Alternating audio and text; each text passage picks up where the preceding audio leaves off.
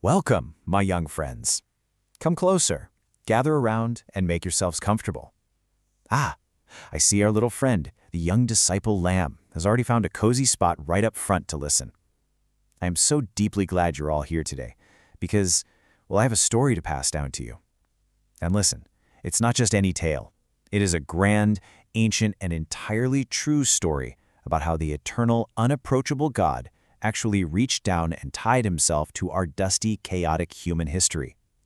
We're not going to break this down into clinical pieces or dry academic lectures. No, we are simply going to journey through this beautiful narrative together, feeling the absolute weight of its survival across empires and ages. So let's step right into this magnificent reality of the God who actually speaks. Now think about this profound mystery for just a moment. If the eternal creator of the sprawling cosmos wanted to speak to us, what would he even say? How would our finite little minds even begin to comprehend him? Would his language be so terrifyingly vast that we couldn't grasp a single syllable? Well, consider the literal miracle of human language itself. We have thousands of dialects spread across the globe, right? Yet the innate, burning need to communicate is entirely universal among us. We can't even have a conversation or form a silent thought to ourselves without words. This ability isn't some random biological accident. It is profound evidence that we are made in the image of a God who deeply, deeply desires to be known. Our very vocal cords were designed to eventually hear and echo back the voice of our Creator. He made himself accessible through words so that he could be intimately known by you and me. You have to consider the sheer, miraculous scale of how his words were collected over the millennia.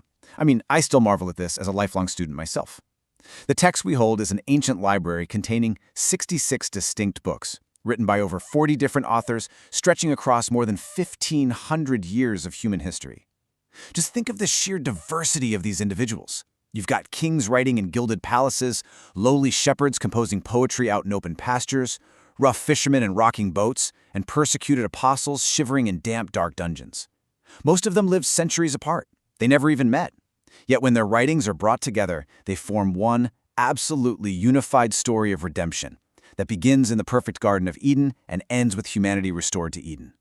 Such staggering unity within such sweeping diversity, that can really only be accounted for by one true guiding author, God himself.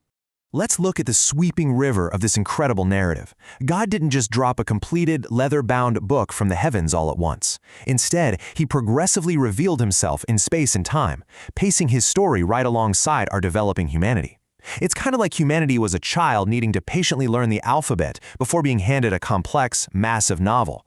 From the very beginning at creation, through the awe-inspiring giving of the law at Mount Sinai, moving powerfully toward the ultimate fulfillment in Jesus, and then carrying forward through the brave messengers of the early church, God stepped directly into the dirt and grit of real history. He addressed humanity exactly where they were, slowly and beautifully unveiling his majestic plan to restore a broken relationship with us. You know, this part of the narrative always sends a literal shiver down my spine. When God first stepped down to speak audibly to an entire congregation of his people at Mount Sinai, the sheer sensory power was overwhelming. The ancient text described the ground violently shaking beneath the Israelites' dusty sandals. There was a deafening roar of thunder, flashes of brilliant lightning, and this thick, dark smoke billowing way up into the sky. It was the absolute terror of an unapproachable, perfectly holy God communicating with fragile humanity. He commanded the people to stand back. In that thundering fire, he revealed his absolute holiness. And those very first written words of this story, they weren't carefully penned by some earthly scribe. No, they were carved permanently into stone by the very finger of God himself. As you read this grand narrative, you're going to notice something highly unusual, something that totally sets it apart from every other ancient text.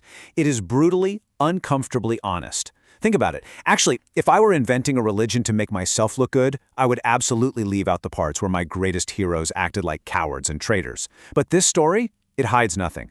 We read about the great King David, the very man after God's own heart, spectacularly failing and committing terrible sins. We read about Abraham, the revered father of the faith, who coward-like lied about the identity of his own wife not once but twice.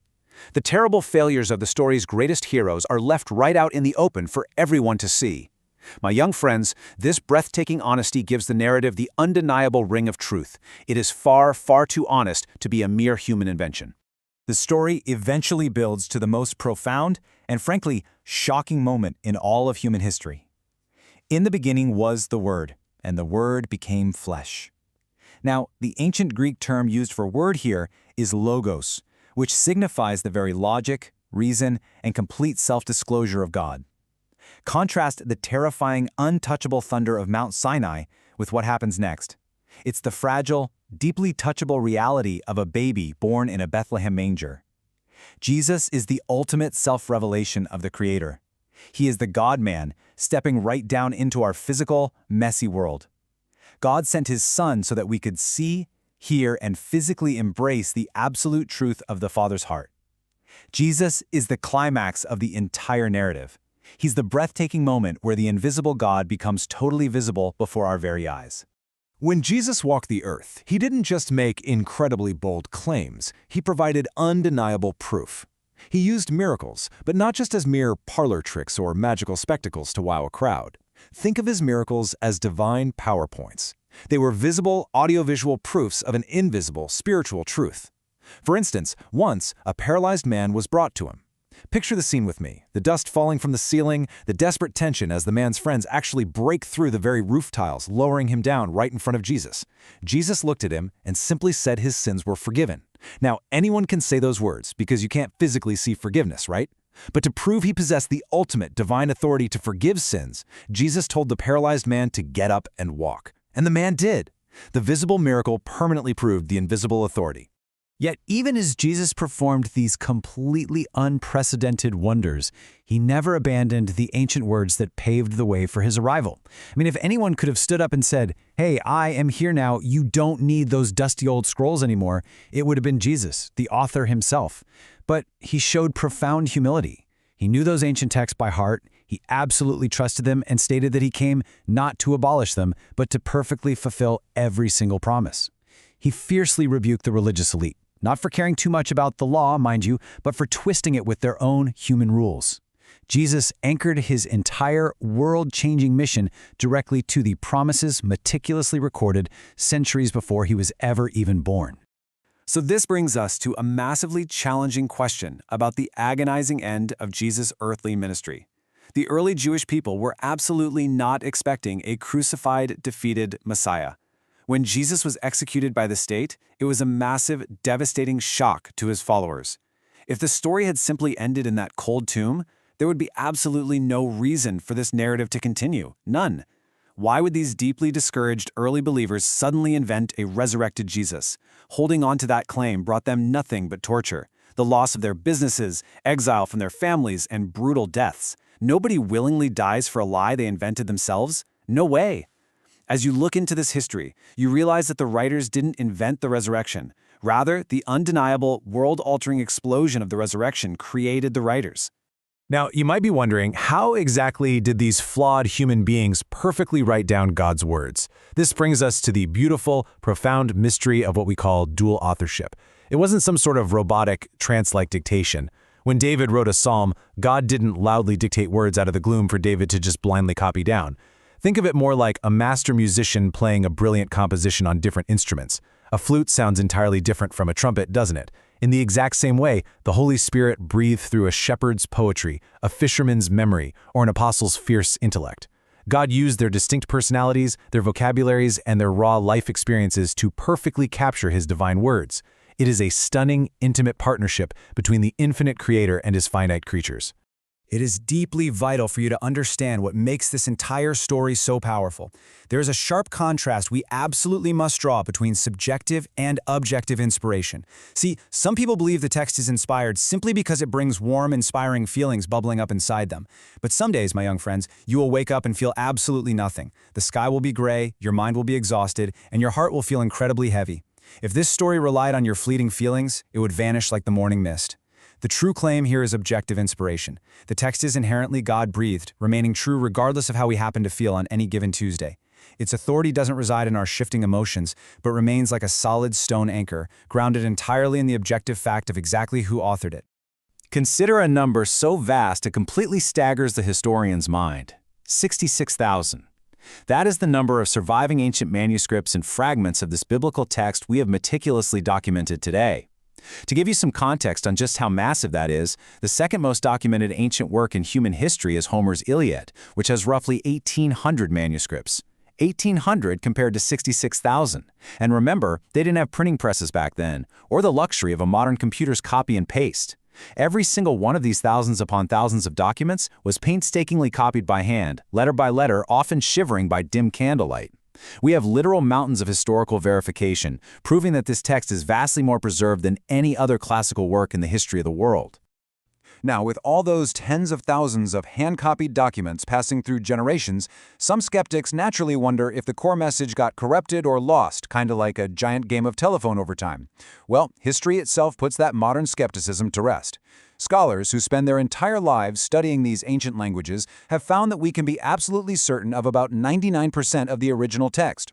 And what about that tiny 1% sliver of variations across all those manuscripts? They are overwhelmingly just minor spelling differences. It's literally like finding an ancient letter where someone spelled the word color with a U. It slightly changes the spelling, sure, but it absolutely does not change the meaning of the sentence. Not a single core truth or major doctrine is in question. The message you read today is completely, undeniably secure. So how do the early believers know which specific books actually belonged in this grand sacred library? It was a beautifully organic process of discovery. They didn't just use some rigid, bureaucratic checklist. Instead, they looked closely for the distinct fingerprints of the apostles, asking if the writings were tied to actual eyewitnesses. That's apostolicity. They listened carefully to ensure the voice leaping off the parchment perfectly matched the unchanging truth and character of the God they already intimately knew. That's orthodoxy. And finally, they looked around to see if their brothers and sisters across the entire known world were universally recognizing the exact same shepherd's voice in these specific texts. That's Catholicity, or universal acceptance. The faithful followers naturally heard their Creator speaking and seamlessly, easily rejected the later fakes that tried to sneak in. It is incredibly important that I dispel a very popular internet myth for you right now. You will often hear loud whispers in university halls or read claims online that a Roman emperor like Constantine or a bunch of shadowy men in a smoke-filled room at the Council of Nicaea arbitrarily voted on which books made the cut just to control the masses. Let me tell you, that is pure historical fiction. The Council of Nicaea had absolutely nothing to do with choosing the books of the Bible. There was no shady political decree. History tells a far more beautiful, organic tale. The beloved texts we hold today were simply the ones that had already been deeply cherished, widely read, and universally recognized as God's voice by faithful believers for centuries before any emperor ever got involved. This remarkable journey through history leads us to a truly joyful reality called the clarity of Scripture. For a very long, dark time in history, ordinary people were strictly told that this story was securely locked away, meant only to be translated and understood by a highly educated, wealthy religious elite. But brave reformers fought, and sometimes literally died, to remind us of a profound truth. They believed the simple plowboy working out in the dirt field should know more of the Scriptures than elite royalty. Because God created language and deeply wants to be known, He communicates in a way that ordinary, everyday people can actually grasp. Yes, there are deep and mysterious parts, of course, but the main things are the plain things. This story is a clear, intimate, personal letter meant directly for your own eyes and your own heart. As we look at the breathtaking architecture of this incredible message, we see it stands firmly because it's woven together with unbroken, sturdy threads. It is beautifully rooted in real dirt and sand history, detailing how God actively intervened in verifiable times and places, like Peter's actual stone house in Capernaum. That vibrant history perfectly reveals a majestic theology, showing us the brilliant, holy, and intensely loving character of our Creator, which in turn cascades down into a beautiful framework of ethics, teaching us exactly how we ought to live, love, and forgive one another in joyful response. Unlike ancient mythological tales that float up in the clouds, this profound story anchors its highest theology and deepest ethics in solid, historically verifiable reality. I want you to carefully remember how Jesus Himself clung to these ancient words during His darkest, most agonizing trials. Picture Him fasting out in the brutal, scorching wilderness for 40 long days. He was at the absolute breaking limit of human endurance, starving, physically exhausted, and being intensely tempted by the enemy to just turn the desert stones into bread. Yet Jesus didn't rely on His own supernatural power in that moment. He relied entirely on the story. He quoted the ancient text, saying, "Man shall not live by bread alone, but by every word that proceeds from the mouth of God." Jesus showed us the ultimate standard for survival.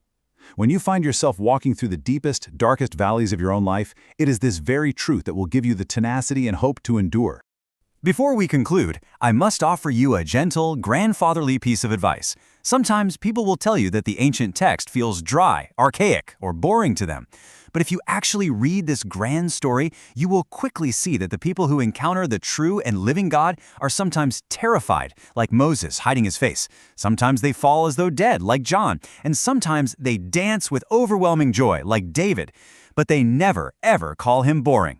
If these living words ever feel irrelevant or dull to you, it simply means you haven't yet truly met the awe-inspiring, fiery, living God who is waiting to ambush you with his grace right there on those ancient pages.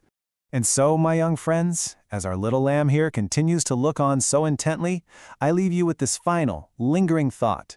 You have now heard the greatest, most verifiable story ever passed down through the sprawling centuries of human history. You know the miracles of how it was painstakingly written, how it was miraculously preserved by candlelight, and how it perfectly reveals the very beating heart of the Creator. The ink on these pages may be thousands of years old, but the breath that spoke them is still moving right now, today.